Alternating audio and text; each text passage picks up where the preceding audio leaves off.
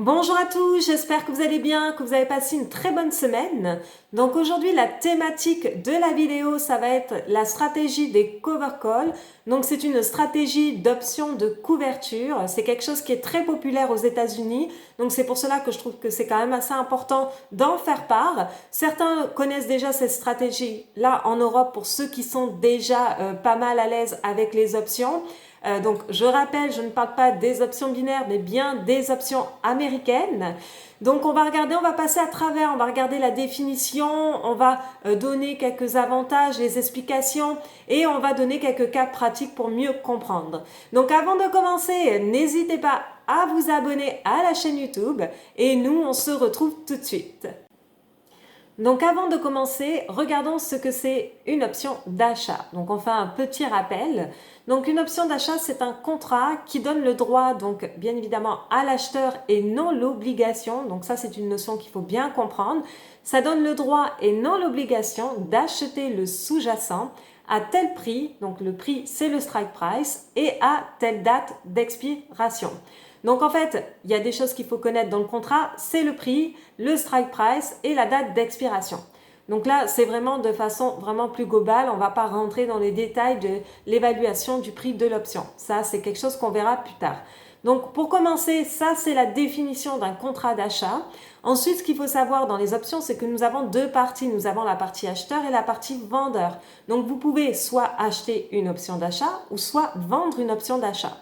Donc, qu'est-ce que c'est la stratégie du cover call? Donc, en fait, déjà, dans un premier temps, il y a deux possibilités. C'est soit, là, actuellement, admettons dans votre portefeuille, vous détenez des actions, peu importe, Bank of America, Apple ou autre, et vous souhaitez, en fait, vendre une option d'achat justement sur des positions que vous possédez déjà. Donc, ça, c'est la première façon de faire, c'est-à-dire, admettons, vous possédez Apple, vous avez actuellement l'action Apple, vous avez les actions et pas les options, mais vous souhaitez aussi vendre une option d'achat en plus de votre position actuelle. Alors, quel est le but dans tout ça?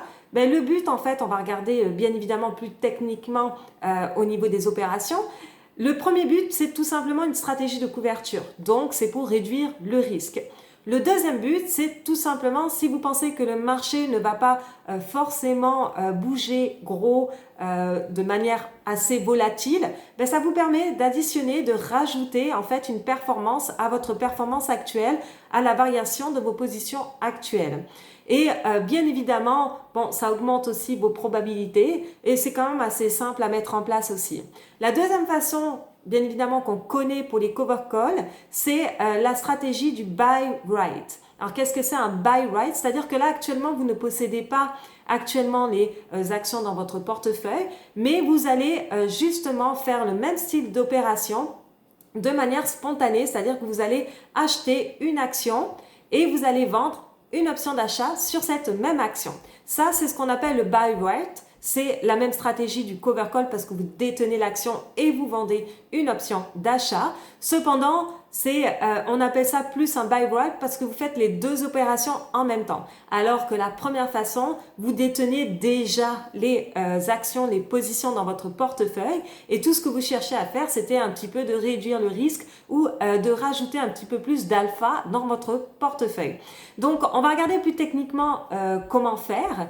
C'est quelque chose qui est dans la deuxième façon pour le buy right, c'est quelque chose qui est très utilisé notamment dans les stratégies de dividendes. Donc là, vous pouvez collecter non plus le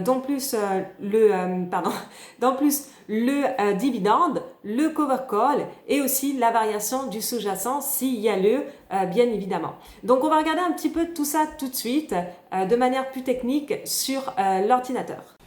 Donc, dans un premier temps, en fait, la stratégie de cover call s'applique vraiment lorsque vous détenez déjà un portefeuille. Donc, admettons, vous détenez un portefeuille avec, vous êtes long Apple, vous êtes long Bank of America, vous êtes long, admettons, NEE, c'est une compagnie d'énergie, vous êtes long Coca, vous êtes long Netflix, bref, vous êtes long un peu partout, vous jouez la diversification. Donc là, quand vous regardez votre portfolio, vous voyez que Bank of America, en quelque sorte, stagne un petit peu. Donc là, par exemple, vous allez regarder le graphique de Bank of America. Vous voyez, la variation, elle bouge pas, il n'y a pas eu vraiment de recovery. La variation est quand même reste stagne dans ce range-là. Donc vous pouvez, admettons, tracer un gros range. et vous dire, ok, là je pense que Bank of America va rester à l'intérieur de ce range-là pendant une certaine période de temps, donc pendant 2 mois, 3 mois. Donc admettons jusqu'à décembre, on va prendre un exemple jusqu'à décembre. Donc là, vous regardez par exemple le dernier plus haut ici, vous ne pensez pas qu'on va dépasser ce dernier plus haut, donc ne pensez pas qu'on va dépasser le 29. Donc à l'intérieur, ça peut varier, voyez comme ça, faire des zigzags à l'intérieur. Donc vous, en fait, ça ne vous donne pas de grande valeur, vraiment de variation au niveau de la position individuelle. Donc, vous décidez de rajouter de la plus-value en faisant la vente d'un call. Vente d'un call ou d'option d'achat, c'est la même chose. Voilà. Donc, au strike price, bien évidemment, on a dit donc de 29 parce que vous ne pensez pas que ça va dépasser 29 $. De 29 $ pour expiration en décembre. Donc, on va regarder après. Donc, ça, c'est un cover call. Donc, en fait, pourquoi on appelle un cover call? C'est une couverture de votre position longue actuelle. Donc là, vous êtes longue Bank of America. Vous pensez que Bank of America ne va pas beaucoup varier quand vous regardez le graphique. Donc, vous souhaitez rajouter de la plus-value en quelque sorte à votre position. Vous allez donc vendre un call ou une option d'achat au strike price de 29 $ pour expiration en décembre. Dans le deuxième cas, admettons votre position Bank of America actuelle dans votre portefeuille est à, admettons, à 25 $, c'est votre PRU, hein. Donc admettons PRU, voilà. Donc là, vous regardez actuellement le graphique, admettons, si ça passe en dessous de 25 $, vous êtes à perte. Nous sommes d'accord parce que votre PRU est de 25 $. Mais là, en fait, l'avantage aussi donc du fait d'avoir une position cover call, c'est que, on l'a dit, c'est dans un premier temps, ça vous permet en quelque sorte de ajouter un income, donc un revenu à votre position actuelle. Et dans un deuxième temps, ça consiste à réduire la perte. Donc, admettons, là, vous êtes rentré à 25 $ sur Bank of America. À la date d'expiration, donc au mois de décembre, le jour de l'exercice, vous êtes en dessous donc de 29 $ et même en dessous de 25 $. Et bien, en fait, vous allez encaisser en quelque sorte la prime. Donc, en encaissant la prime de la vente d'options. Donc, ça vous permet de réduire votre stop. Donc là, on va donner un exemple plus concret en regardant, par exemple, sur la plateforme avec les options en réel. Alors, donc là, j'ai ma chaîne d'options. Je suis sur Bank of America. Je vais chercher pour l'expiration donc du mois de décembre, je vais prendre les mensuels. Donc là, on a dit, donc le strike price était de 29 $. Donc, vous allez vendre une option ici. Donc, vous allez faire vente, sell. Vous allez vendre une option d'achat, admettons, sur Bank of America au strike price de 29. Donc, chaque contrat d'option détient, comme vous pouvez le savoir, 100 actions dans le contrat. Donc là, admettons, hop, oups, on va faire ça. Donc là, admettons, c'est technique. Donc, techniquement, d'un point de vue technique, dans la formulation, un contrat d'option détient, c'est un effet de levier en quelque sorte, détient 100 actions. Donc, si actuellement vous détenez, admettons sur Bank of America, vous détenez 100 actions, vous voulez couvrir 100 actions, donc vous allez tout simplement, donc admettons votre position, vous détenez 100 actions, donc vous avez juste besoin de vendre un seul contrat, puisque un seul contrat détient 100 actions, tout simplement. Donc ça, si par exemple vous aurez détenu 200 actions sur votre portefeuille, il aurait fallu que vous achetiez 2 contrats, tout simplement. Ok, donc là, on a dit que c'est juste 100 actions dans votre portefeuille, donc vous voulez juste couvrir 100 actions. Donc là, admettons, vous vendez l'option d'achat à 50 centimes, donc c'est à peu près Donc 50 $ parce qu'il faut multiplier bien évidemment, alors multiplier le prix par 100 actions. Donc là c'était 50 centimes fois 100. Donc ça vous donne 50 $. Donc voilà, donc là admettons actuellement vous détenez pratiquement pour 2500 $. Donc bon ben si donc si au mois de décembre votre prix reste en dessous donc de 29 $ ici, si votre prix ne passe pas au-dessus d'ici, vous encaissez les 50 $. Si votre prix reste vraiment dans toute cette zone ici, de toute manière même encore plus bas, vous encaissez le 50 $. Et si, admettons, votre prix à la date d'expiration passe au-dessus de 29 $, ben là, il faut savoir une chose, c'est que vous aurez fait du profit de 25 $ à 29 $, mais à partir de 29 $, bien évidemment, c'est comme si c'est un take profit, étant donné que vous avez vendu un call à ce prix-là, à 29. Donc, vraiment le plus stratégique, c'est que quand vous regardez votre graphique, vous regardez déjà si vous pensez que ça va varier beaucoup. Et la deuxième question que vous devez vous poser, c'est où serait mon take profit. Donc, admettons, je vais prendre du profit à 29 $. Donc, si je décide de prendre du profit à 29 $, je vais vendre un call à 29 $. Comme ça, je me dis que si le prix passe au-dessus de 29 $, au moins, c'est comme si j'avais eu mon take profit. Et en fait, ça a deux avantages pour moi. C'est que si ça reste en dessous de 29 $, ben, déjà, j'encaisse une prime supplémentaire. Et en plus de ça, ça réduit mon stop loss si je passe en dessous de mon prix d'entrée. Donc voilà, ça c'est vraiment la question que vous devez vous poser. Où est votre take profit? Où est votre objectif? Et à partir de cet objectif-là, vous pouvez vendre donc un call et vous dire, bah, comme ça, si ça passe au-dessus, c'est pas grave, je ne bénéficierai pas forcément de ce qui se passe au-dessus de mon take profit. Mais cependant, si ça reste en dessous, bah, j'ai deux avantages, hein, comme on l'a dit. C'est premier avantage, c'est encaisser la prime pour ajouter du revenu supplémentaire. Et l'autre, c'est bien évidemment réduire la perte. Si perte, bien évidemment. Réduire la perte si le prix de l'action passe en dessous de votre position d'entrée sur, bien évidemment, sur Bank of America. Donc, sur votre position longue.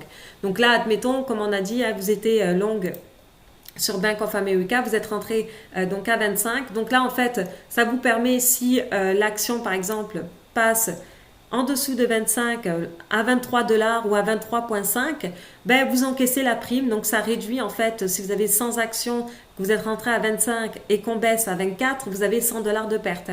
Donc bien évidemment, si à la date d'expiration, ben, vous êtes ici, ben, ça réduit votre perte de 50 $ parce que bien évidemment, vous encaissez la prime de 50 $ ici. Donc voilà, donc en fait ça c'est vraiment la chose qu'il faut savoir, c'est que ça vous permet quand ça ringe comme ça ou quand vous pensez que ça va varier mais vraiment doucement, donc je sais pas, admettons là sur Apple par exemple, là vous pensez que pendant un mois ça va varier très doucement, ben, vous pouvez effectivement ajouter un cover call dans ces conditions là. Donc la deuxième façon de faire un cover call, c'est le buy right. Le buy right. Donc là, vous n'avez pas un portefeuille actuel avec des positions longues. Là, vous souhaitez faire juste les deux opérations en même temps. Donc, vous souhaitez acheter Bank of America. Donc, acheter, être longue, hein, soit, voilà, rajouter quand même au cas où, soit être longue sur Bank of America. Et vous allez vendre, pareil, une option d'achat en même temps. sur Bank of America. Donc ça, on appelle ça un buy right, c'est-à-dire que vous faites les deux opérations en même temps. Donc là, c'est pas comme précédemment où vous avez déjà un portefeuille, vous détenez déjà des actions et vous étiez comme, ok, je pense que Bank of America ne va pas beaucoup varier, donc je vais rajouter un petit peu de plus-value dessus. Là, vous pensez, vous achetez les deux positions en même temps. Donc ça, en fait, vous pouvez faire ça. C'est pareil, c'est dans le même principe, hein, comme on le dit, c'est principe numéro 1, c'est ajouter de la plus-value, hein, et dans un deuxième temps, réduire le stop loss. Donc c'est une stratégie de couverture, hein, la perte, pardon, on va dire ça comme ça. Donc c'est une stratégie, par exemple le buy right, qui s'utilise beaucoup, le buy right avec plus dividende. Ça, c'est parfait parce que ça vous donne trois sources possibles. Donc ça vous donne trois sources possibles de revenus qui sont donc déjà appréciation du stock, donc bien évidemment un gain sur le stock. Deuxième temps, la prime encaissée sur la vente de call, du call. Et troisièmement, le dividende. Donc là, ce qui est bien, par exemple, en tout simple exemple, nous avons par exemple Bank of America. Le dividende est d'environ, admettons, donc là, vous voyez, je suis sur la fiche de Bank of America. Je regarde le dividende. Le pourcentage est de 2,85. Donc, qu'est-ce que je fais? Là, j'ai trois possibilités. En fait, ça, c'est une stratégie qui est très utilisée aux États-Unis. C'est-à-dire qu'on va faire un buy right, on va acheter la position longue, on va vendre un call et comme ça, on a trois possibilités de revenus. Donc, la première possibilité, bien évidemment, c'est l'appréciation sur le stock. La deuxième possibilité, c'est la prime encaissée sur la vente du call. Et la troisième possibilité, c'est le dividende. Donc, bien évidemment, c'est très utilisé le buy right, justement, sur des stocks qui ont des dividendes élevés. Car, par exemple, on va prendre tout simplement l'action T. On va faire un buy right sur l'action T. Donc, c'est AT&T aux États-Unis, donc une société de télécom. Donc, on va faire buy right plus collect dividende.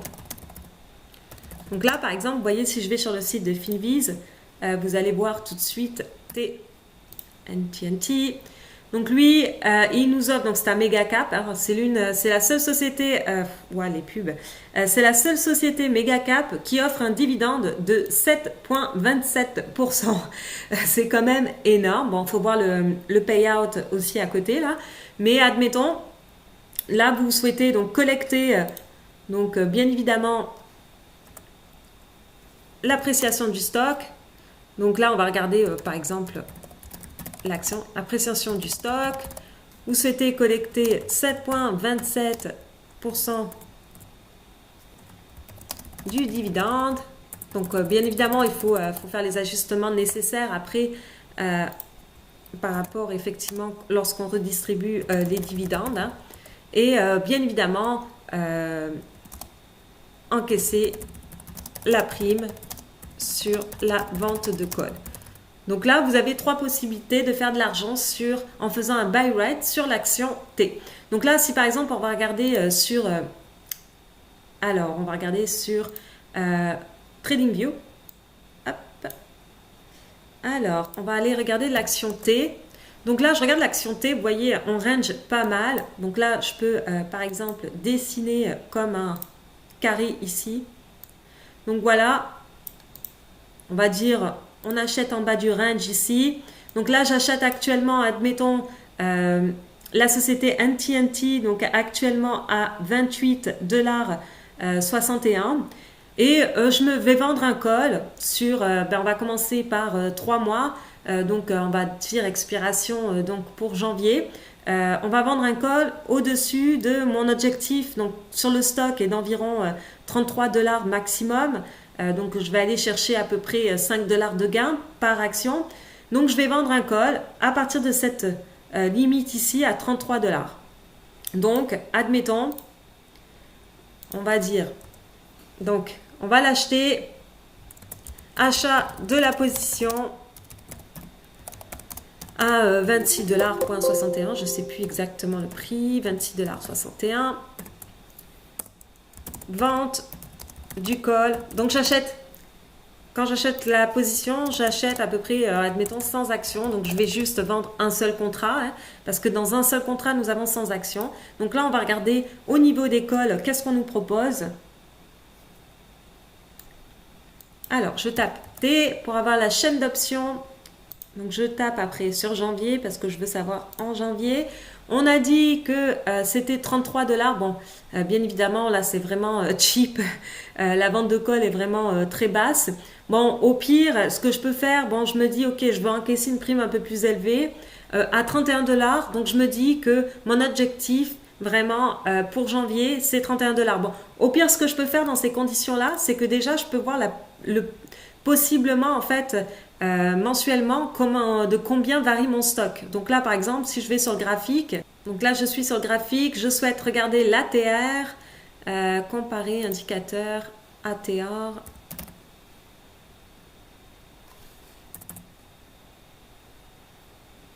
Hop, ah, je ne l'ai pas. Moyenne de la vraie amplitude. Ok. Donc là, par exemple, si je vais au niveau du mensuel, vous voyez ici, bon, ça varie à peu près de 3 $ par mois. Donc là, on est à 26 $. 3 mois, bon, ça peut varier donc de 9 $ au-dessus et 9 $ en dessous, on va dire vraiment grosso modo. Donc voilà, bon, moi je me donne un objectif au pire sur 3 mois à peu près à 5 $, donc un petit peu entre les deux, entre 9 $ et 3 $. Et je me donne un objectif à 31 $ sur la variation. Donc là, au pire, un retracement, vous voyez, quand je vais au niveau du mensuel, au pire, un retracement vers ici, je vais enlever le carré, vers ici, qui est à peu près vers 31. Et à 31, je vais vendre une option. Donc là, il faut être réaliste aussi, hein. Quand vous regardez les options, il faut voir aussi la variation que ça peut avoir au niveau du stock. Donc là, c'est 3 $ par mois. Approximativement, donc c'est une très faible variation, c'est pour ça aussi que les options sont pas très chères non plus. De toute manière, vous voyez que ça stagne, donc vous vous dites ok, bah, ça va stagner encore, et au pire, je me mets donc un objectif donc au niveau de mon action, de mon achat de l'action à 31 $. Donc admettons, bon, je vais baisser un peu là, hop, à 31 $. Donc, si mon action monte ici, je fais de l'argent jusqu'à 31 $ au niveau de mon action. Si on clôture en dessous, j'encaisse la prime, j'encaisse le dividende aussi. Et en fait, ben, si finalement on passe au-dessus, ben, tout simplement, ben, j'aurai réalisé mon gain du prix d'entrée vers le prix à 31. Et au-dessus, je vais perdre bien évidemment ma prime. Ma prime est de 50 $. Hein. Vous voyez, la prime est à 46 $. Donc, si on reste en dessous de 31, donc si on arrive à 31, à 30,5 et donc au mois de janvier, effectivement, ou même avant, parce que la prime peut effectivement se dévaluer avec le temps. Donc, en fait, ça vous permet d'encaisser la variation jusqu'à 31 au niveau de votre position longue, d'encaisser la prime de 46 $ et aussi le dividende en plus. Donc, trois potentiels trois revenus potentiels, pardon. Et si on passe au-dessus de 31, eh bien là, bien évidemment, vous gagnez juste, donc à ce niveau-là, oups, pardon. Donc là, vous gagnez juste la variation de 26 à 31. Donc si, par exemple, si l'action arrive à expiration, donc en janvier, pas l'action, l'option. Non, si l'action arrive donc à 31,5 en janvier, donc 32 on va dire, 32 en janvier, donc vous avez fait de l'argent juste sur l'appréciation du stock plus dividende, bien évidemment. Si l'action reste en dessous de 31, donc vente du call au strike 31, donc si l'action reste en dessous de 31, vous encaissez la prime de 47 $ plus appréciation du stock de 26 à 31 $, plus dividende. Voilà. Donc voilà, en gros, c'est ça. Donc vous avez deux stratégies, couverture